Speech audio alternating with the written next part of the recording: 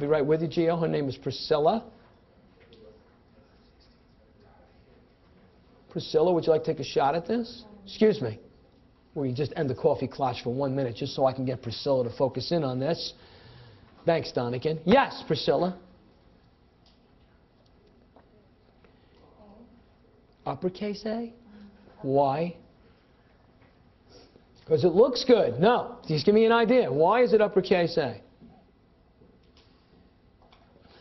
You're answering me the response uppercase A for what is known as upper medium grade. Is that your answer? It's incorrect, but that's okay. Now, Gio, give me S&P. The S&P is capital BB for most speculative. Incorrect. Gio, incorrect. Triple B. Uppercase triple B for S&P. Uppercase B, Series 7, lowercase a for Moody's. Now listen to me. If I were you, I'd mark the answer down because that's it. Let me tell you what you thought you heard, because you listened to me, but I know you pretty well right now. You're with me so far, and I'm teaching 20 years, and I know what you think you hear versus what I actually say, and they're two completely different things. And we can make these mistakes when we're in training, but we can't make these mistakes when we read these transactional questions in NASDAQ. And that's why I don't trust you, and I'm never going to trust you. On the graduation of this program, I'm going to perform, like I told some people last week, and I hope you listen to me because I don't forget what I say, a reading for you, because you don't know how to read these transactional questions, you don't know how to listen, and you don't know how to respond. So I want you to listen to what you thought you heard, and then I'll tell you exactly what I said. You thought I asked you that according to the credit rating services of Standard & Poor's and Moody's for the most speculative. In which case you would have answered, if that were the question, that's not the question, obviously, uppercase C for Moody's and uppercase D for Standard & Poor's. But I yelled out the most speculative, and then I lowered my head, gave you the key to the question, and I said, within the investment grade of quality bonds, of quality issuers. This question has nothing to do with spec bonds. It has nothing to do with junk bonds. Now listen carefully. Now look at me. Look at me. When you start out at the top, you're dealing with treasuries of a AAA rated status with zero credit risk.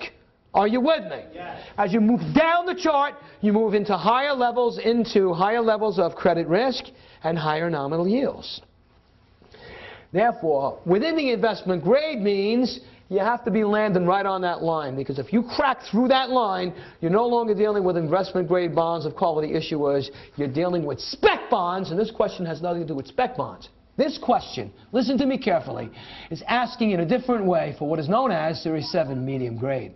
They're not going to say medium grades on NASDAQ, but they're going to ask you for the most speculative within the investment grade of quality issuers of quality bonds, and therefore it rests right on that line of uppercase B, lowercase a for Moody's, and triple uppercase B for Standard & Poor's. Sit! And now, coming down to the home stretch on these fundamentals, before we get on with those big, bad municipal bonds, and believe me when I tell you they're big and bad, I want to do a trade with you from one of my most favorite places in the United States. Does anybody in this room know what my most favorite place is in the United States? Vegas. Nope. Disney World. Right, because Crash knows me pretty well. Now, let me tell you why. Disney World is one of my most favorite places in all of Florida, in the United States. I've been there 17 times. 11 before I had children. Oh, there's a fascination between Mickey and Minnie and me that's going a long time, many, many years. I've been building a significant position in the stock for more than 9 years for my children under UGMA and a custodial account. They better be good to me because they're not getting any of that money if they're not. And especially if they continue with this mommyitis, and we'll get into that another time. But the other thing is, I was there for so many times only because in the firm that I owned, I lived in a plane for 2.5 years. I hired more than 2,700 brokers. I hired every one of them, moving from one city to the other, trained every single one of them.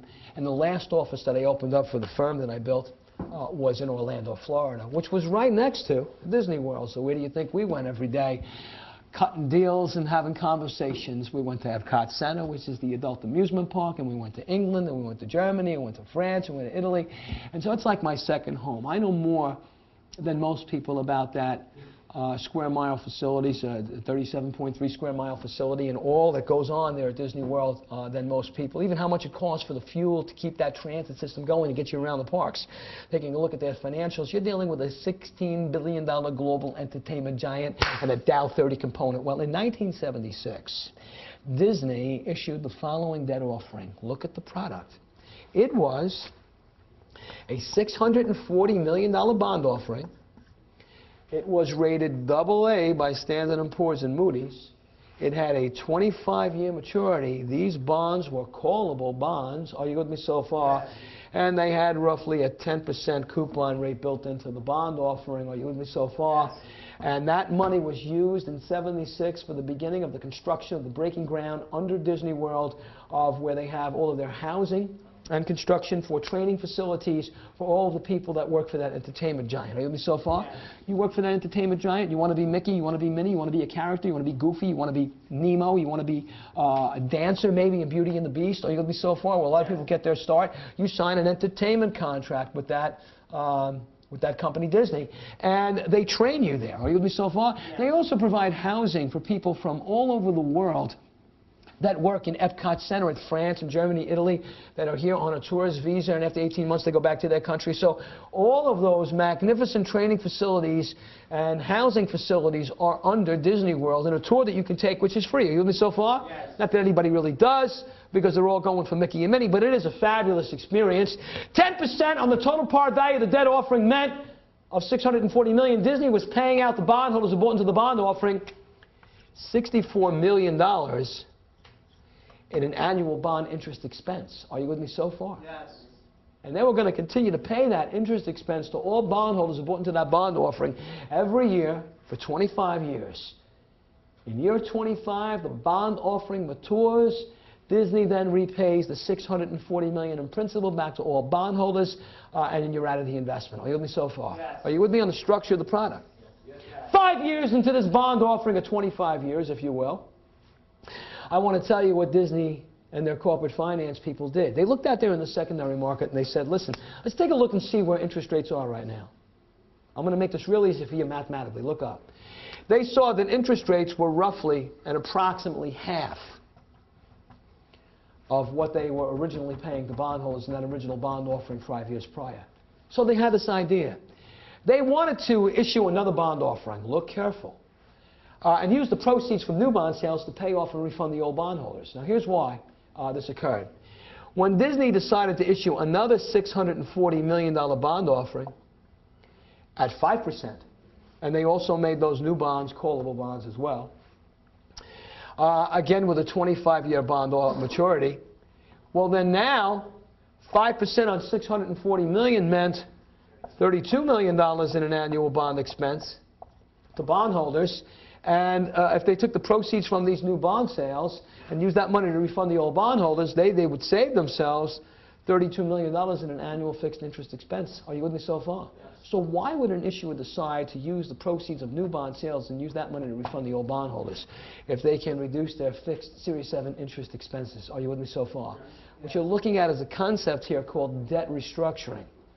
The words restructuring of a company's debt is to change their bond position and portfolio. And they want to restructure their debt to save $32 million a year in a fixed interest expense. So you with me so far? Yes. They're going to restructure that debt. They issue new bonds, and the proceeds of new bond sales are used to refund the old bondholders. The old bondholders, look up, are being refunded by the proceeds from new bond sales. Are you with me so far? Yes. This is to reduce their fixed interest expenses. Are you with me so far? Yes. And we're about to show you that debt restructuring process a little bit more elaborately right now.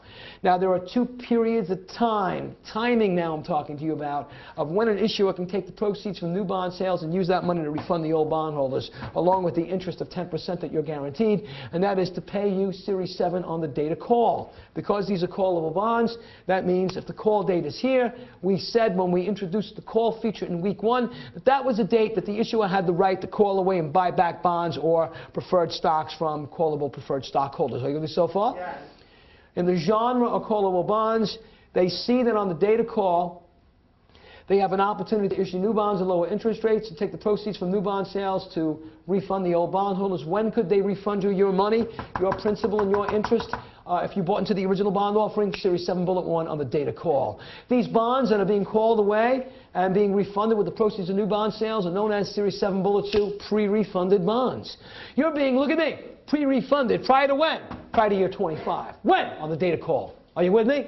So what, are you with me? Yes. One period of time that bondholders can be refunded their money with the proceeds of new bond sales is on the date of call with the proceeds of new bond sales. These bonds are known as pre-refunded bonds because you're getting refunded your money prior to the maturity of the original bond offering. Are you with me so far? Yes.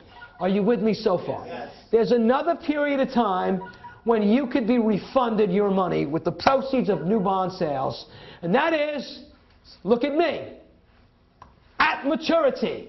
In year 25, with escrowed securities. This process involves a few more steps. So I want to tell you that's the process and the period of time that Disney chose, and I'll show you the steps right now. Refunding the original bondholders with the proceeds of new bond sales at maturity with escrowed securities involves the following steps. Step 1, the issuer is required to open up an escrow account at a major qualified financial institution. So, in the early 80s, I want to tell you what Disney did. They walked into Barnett Bank, which at the time was the largest commercial bank in South Florida. Disney opens up an escrow account at that bank. Are you with me so far? Yes. Look up. And takes the proceeds from new bond sales, which is the $640 million, this is the second bond offering now, and invest that money into Treasury notes or T-bonds. What do notes and bonds pay that bills do not? As you'll see tomorrow in more detailed, interest. That's why this money is not invested in Treasury bills. Are you with me? Yes. Because Treasury bills are not in non-interest-bearing securities. And so, let's take a look now at what's in this escrow account. The proceeds from new bond sales that are going to be used to refund the old bondholders in year 25 that has now been invested in Treasury securities. Are you with me so far? Yes. These securities that are called escrowed securities are technically Treasury securities. Are you with me so far? Yes. So step 1 was the establishment of an escrow account. In the escrow account is the money that was invested from new bond sales that's being used to refund the old bondholders invested in escrow securities. Step 2, when year 25 rolls around, which is the maturity of the original bond offering. Are you with me so far? Yes. The escrow account gets broken, and the $640 million in new bond sales invested in Treasury notes and bonds, along with the interest that's been earning on those notes and bonds, is the money that's being used to refund the old bondholders. There's $640 million in principal, along with your guaranteed interest that you've earned. Are you with me so far? Yes. Whenever you buy bonds and you're being refunded, as opposed to what? As opposed to just simply having that bond mature and getting repaid by the issuer. Whenever you're being refunded with the proceeds of new bond sales, are you with me so far? Yes. The bondholder's original rights are being eliminated. Now, what does that mean? Well, it means this, and I need you to listen carefully because this is the final point, and it's very impactful for the 7. When you go out and buy a bond, any bond, Govy, Muni, corporate, there is automatically that comes with your investment a bond indenture. Now, the word indenture means resolution or contract. These 3 terms mean the same thing. That means that whenever you go out and buy a bond, you get this contract that comes with your purchase that automatically underlies your investment. Now, I want to tell you what every bond contract says. Are you with me so far? Yes. It talks about the bondholder's rights and the issuer's liabilities to those bondholders. Are you with me so far? Yes. So let's take a look at this original bond indenture. When you bought into this original bond offering, are you with me so far? And let's take a look at the terms of that bond indenture. It said that you as bondholders had the right to receive interest of 10% for 25 years, and in year 25, also the right to get your principal repaid at maturity. Those were your rights and your original indenture. What else were the original terms in that original indenture? That Disney, are you with me so far? The issuer here had the debt obligation to pay you 10% every year and to repay you your principal in year 25. Those were the terms of your original indenture. But you see, the indenture's terms are now being broken because you're being refunded. Are you with me so far? Yes. With the proceeds of new bond sales. And so, whenever there is a refunding process going on, whether it's on the date of call or with escrowed securities at maturity, the original rights of the original bondholder is being eliminated because now you're being refunded. Are you with me so far? Yes. Something else occurred. Only with this method of refunding called escrowed to security method of refunding. When the bond offering, the original bond offering matures in year 25, the escrow account gets broken. Look now, who now has the responsibility of refunding your money? Is it Disney? It's no longer Disney anymore. Who is it? It's the U.S. government. Because the proceeds from new bond sales is being used to refund you have invested in Treasury notes or Treasury bonds. So there's not only the elimination of your original rights because you're being refunded, but also a shift from the primary issue into the U.S. government to refund you only with the escrow to security method of refunding. This is happening simultaneously, these two concepts. What two concepts? The elimination of your original rights because you're being refunded, and the change from the primary issue into the U.S. government to refund you with the escrow to security method of refunding. The simultaneous elimination of your original rights, coupled with the change from the primary issue at Disney into the U.S. government to refund you with the escrow to security method of refunding, is the concept for the Series 7 known as defeasance, and the original debt offering has been defeased. Are you with me so far? Yes. What is defeasance? It is the simultaneous elimination of the original bondholder's rights because you're being refunded, coupled with the change from the primary issue to the U.S. government to refund you because you're dealing with Treasury securities. Is a concept working in synergy known as defeasance, and the original debt offering has been defeased. It looks like you're still searching, and so therefore you don't have to search because you don't seem convinced to me, so I'm going to read it to you. Are you with me? Yes. I'm on the last to the next page in the body of your work, what represents, I think, 518. And I'd like you to all go there. What is it, Mike? Pre-refunding at the top, 518. Yes, pre-refunding on the top. 518. 518. I was right. Are we all there? I need a yes. Yes. The new issue is called the refunding issue. Look up. This new issue right here is the issue that's refunding the old bondholders. Are you with me so far? Yes. The proceeds of the new issue, of the new bond offering, are you with me so far? Yes. Are invested in government securities, Treasury notes and bonds, invested in a bank, in an escrow account, therefore establishing those securities as escrowed securities. Are you with me so far? Yes. The escrow agreement is signed between Disney and Barnett Bank. And those securities that are on deposit, along with the interest that those notes and bonds will earn in that escrow account, will be used to pay the debt service to the original bondholders, known as the outstanding issue. The original issue. Are you with me so far? Yes. The original issue is being refunded with the proceeds of new bond sales. The new bond offering is refunding the old bondholders. Are you with me so far? Yes. Therefore, those bonds are known as pre-refunded bonds. Are you with me so far? Yes. Second paragraph, this is the key to NASDAQ. Since the original issue is now secured by escrowed securities to refund those bondholders, are you with me so far? Yes. The issuer, Disney, is no longer responsible for the repayment of debt service. Who is the U.S. government? Because the money is invested in Treasury notes and bonds. And therefore, the next sentence is the key to NASDAQ's regulation. The elimination of your original rights, coupled with the change from the primary issue into the U.S. government to refund you, is a concept working in synergy known as defeasance, and the original debt offering has been defeased. Shit! When you come back in 10 minutes, not 15, we're going to start with these municipal bonds. Everything that we have now discussed is a prerequisite to the muni bond and govy bond side. I'll see you in 10 minutes for the regulations associated with municipal bonds, and then the primary market and the underwriting for municipal bonds. So if I were you, I would brace myself today because we're just getting warmed up. Thank you. See you in 10. Andre, come here. I don't want to insult anybody, but he's picking you up on the mic when you speak, and that's why I don't want you to say anything until after the break because then he can't hear me. I'm saying it to everybody here, and even them too. Please. Shut the fuck up.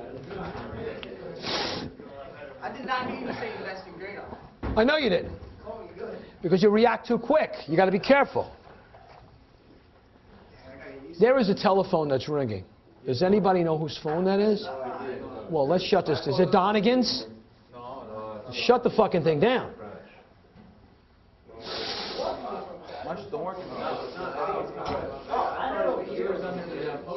It's coming out by the podium somewhere. It's coming out by the podium. Somewhere over here. It was my phone, Tony. Okay, it's no problem. Seriously. You could have hit it. I just got the phone, so I didn't realize it was my ringtone. That's okay. Thank God it didn't sound like merengue. We'd be in real fucking trouble, huh?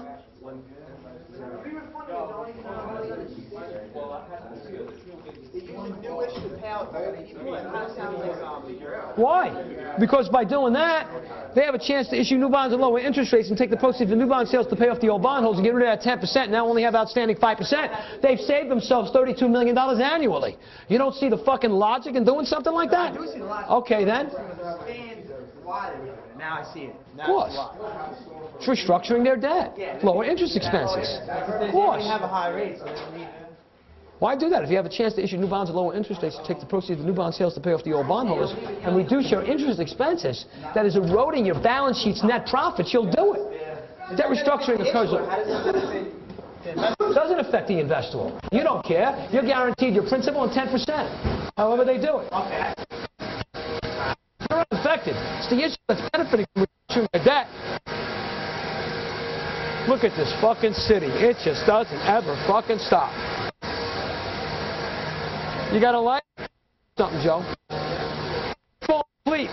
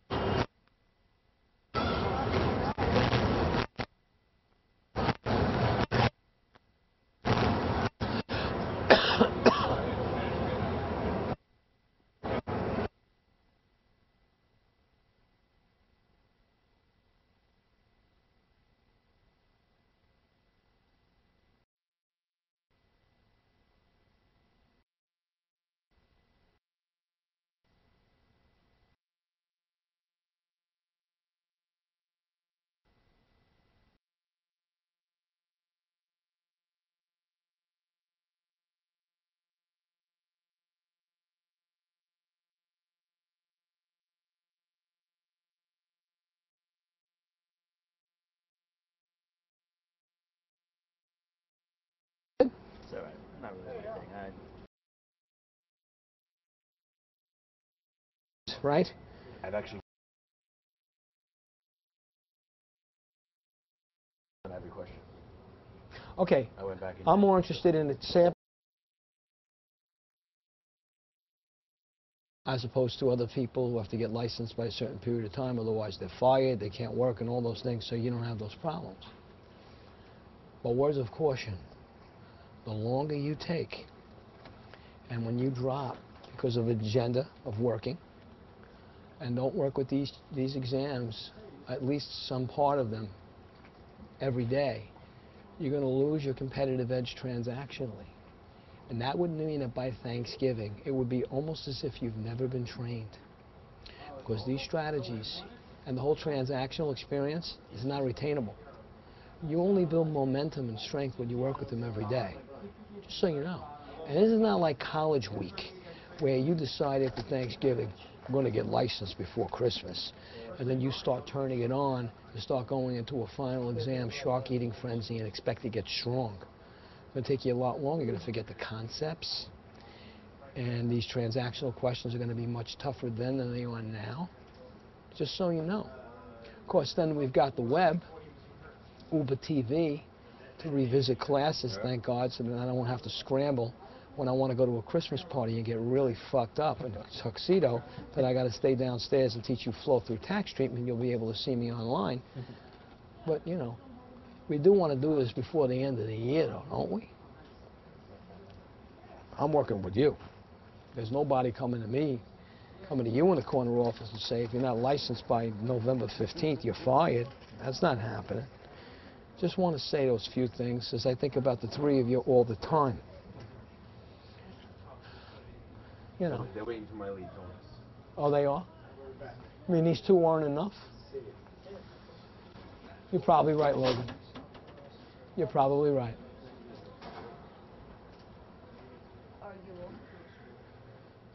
Where'd you get the past perfect from? I didn't. You're sitting with one right now. You're gonna watch it. I made some copies for myself. I know you always do that.